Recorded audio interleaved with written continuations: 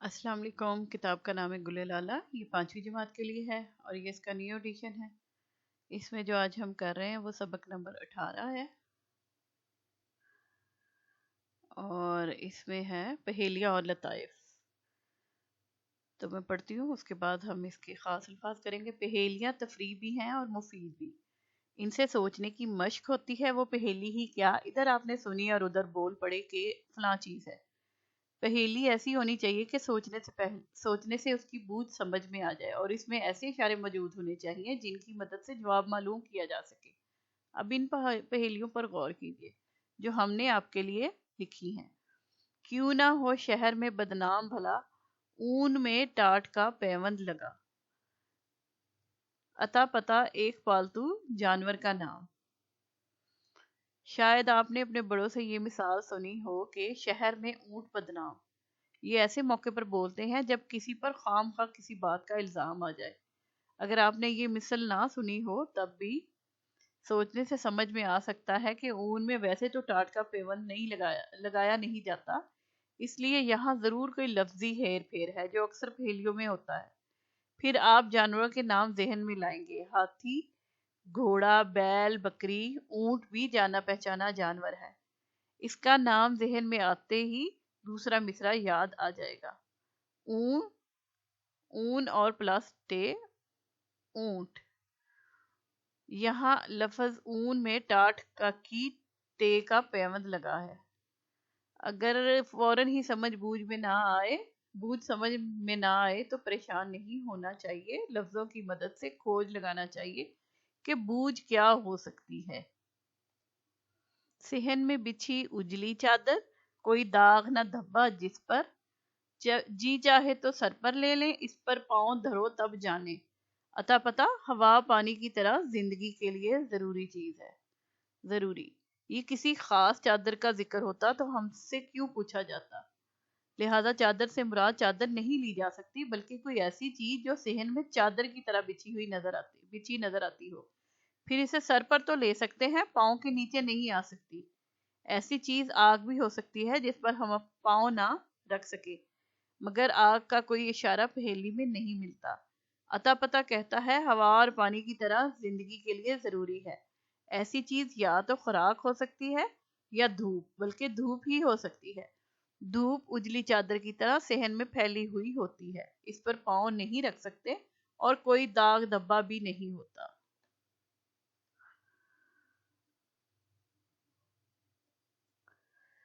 آگے ہے درج ذیل پہیلیاں اپنے ساتھی کے ساتھ مل کر بوجھیے۔ پہلا ہے پوسا نہ پالا بن گئی خالہ، خالہ بھانجے کو کھلاؤ بولی ہوش میں آؤ۔ کیا پوچھنا ہے؟ تو پہیلیاں یہ ہیں کہ پہلی ہے پوسا نہ پالا بن گئی خالہ، خالہ بھانجے کو کھلاؤ بولی ہوش میں آؤ، اتا پتا ایک جانور۔ دوسری ہے ڈبکی کھا کر آئی نکل، دیکھ کے نیت جائے پھسل، دیکھنے میں تو پھول نہ پھل، کہنے کو ایک پھول ایک پھل، اتا پتا ایک مٹھائی۔ تیسرا ہے دو بہنیں ایک گول مٹول سی، ایک لمبی ایک گوری، اس میں تو نرمی ہی پائی، اس میں شورا شوری۔ ہاں ہاں آپ بڑے بجویا، پھر کیوں سٹی بولی، تھوڑا سا گر دھیان کرو تو بات بہت معمولی، اتا پتا ایک سبزی۔ چوتھا ہے سیکھنے والا بولتا جائے، سکھانے والا چپ، اس سے میرا دھیان لڑا ہے، شور نہ کرنا چپ، اتا پتا پڑھنے کی چیز۔ تو ان پہیلیوں کا جواب جو ہے وہ میں بعد میں مشق کے ساتھ بتاتی ہوں، تب تک آپ سوچیں۔ بچہ، امی بھائی جان کے پیٹ میں بھی سپورٹس ہوتے ہیں کیا؟ امی، کیا مطلب؟ بچہ، بھائی جان کہہ رہے تھے کہ ان کے پیٹ میں چوہے دوڑ رہے ہیں۔ تو یہ لطیفہ ہے۔ اگلا لطیفہ ہے دکاندار لڑکے سے، تم اتنی دیر سے 2 نوٹ لے کر کھڑے ہو، کیا چاہیے؟ لڑکا، مجھے ابا جان نے 50 روپے کے 2 نوٹ دیے تھے، کہا تھا کہ دہی اور دودھ لانا، اب میں بھول گیا ہوں کس نوٹ سے دہی اور کس سے دودھ لانا تھا۔ آگے ہے تو ہم اب اس کا میرا خیال ہے پہلے خاص الفاظ کر لیتے ہیں. خاص الفاظ ہیں تفریح. تفریح کا مطلب ہوتا ہے سیر کرنا، خوش ہونا، انجوائے کرنا. تو مثال. پیون. پیون کسی چیز کا جوڑ ہے، جوڑ لگا ہوا ہو. عطا پتا اشارہ. ہیر پھیر. ہیر پھیر کا مطلب ہوتا ہے الٹا سیدھا. کھوج تلاش یا جستجو.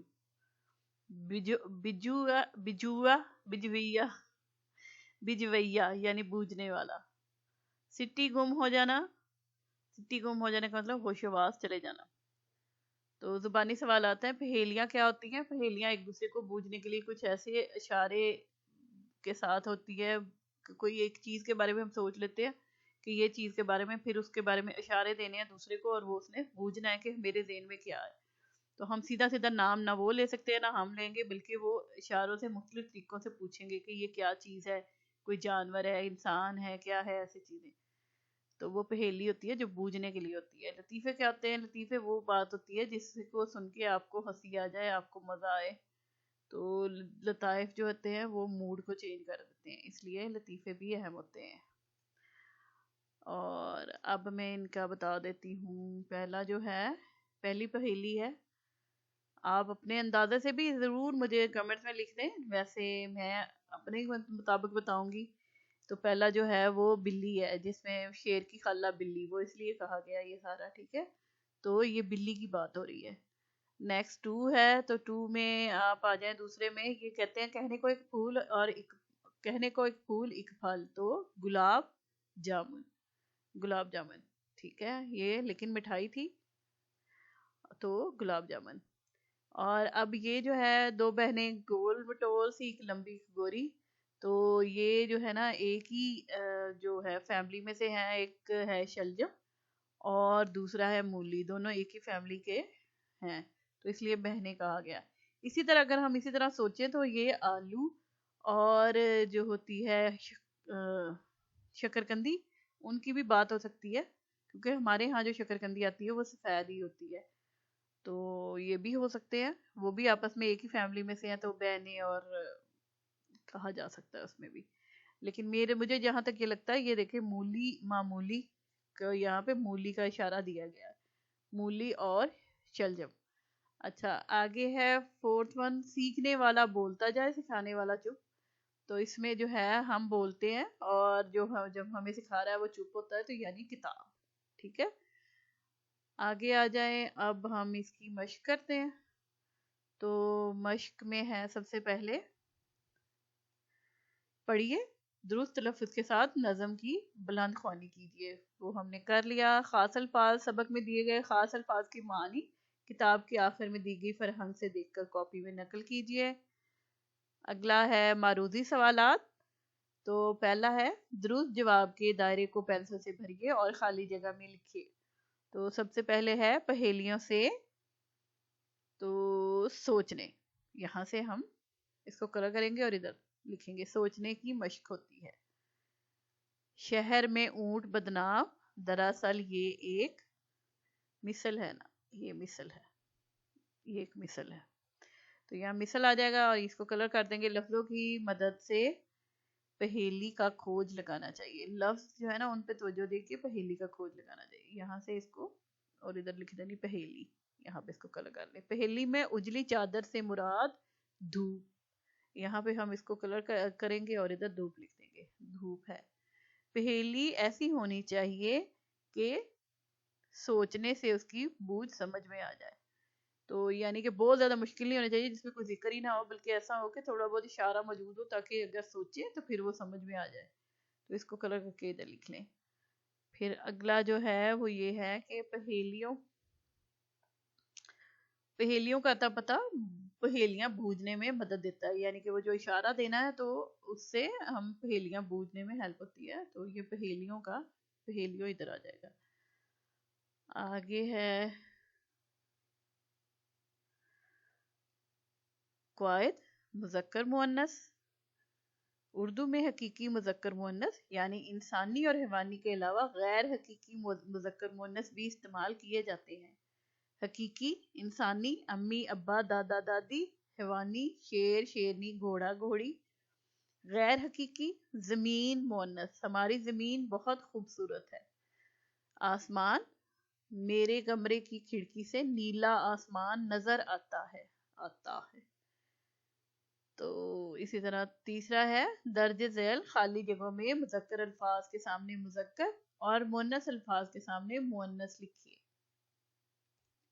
تو سب سے پہلے ہے پھول، انہوں نے بتا دیا آپ کو کہ یہ مذکر ہوتا ہے، زمین مؤنث ہوتی ہے، دن مذکر ہوتا ہے، آج کا دن تھے جیسے کہتے ہیں، میوے میوے مذکر ہوتے ہیں، اور تکلیف مؤنث، سمجھ آ گئی ہے، سمجھ آ گئی ہے کہتے ہیں نا مؤنث، ہوا مؤنث، ہوا چل رہی ہے جیسے کہتے ہیں نا، فرصت مؤنث، ہاتھ مذکر، پانی مذکر، صورت مؤنث، پاؤں مذکر، اناج مذکر، کان مذکر، رات مؤنث۔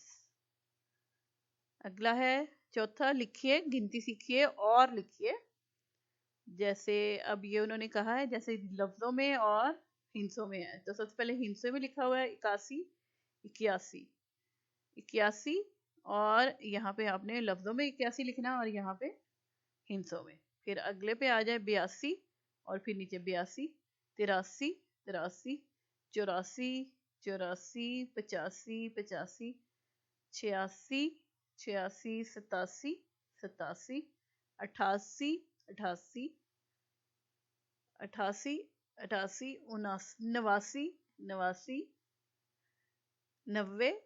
90 91 91 92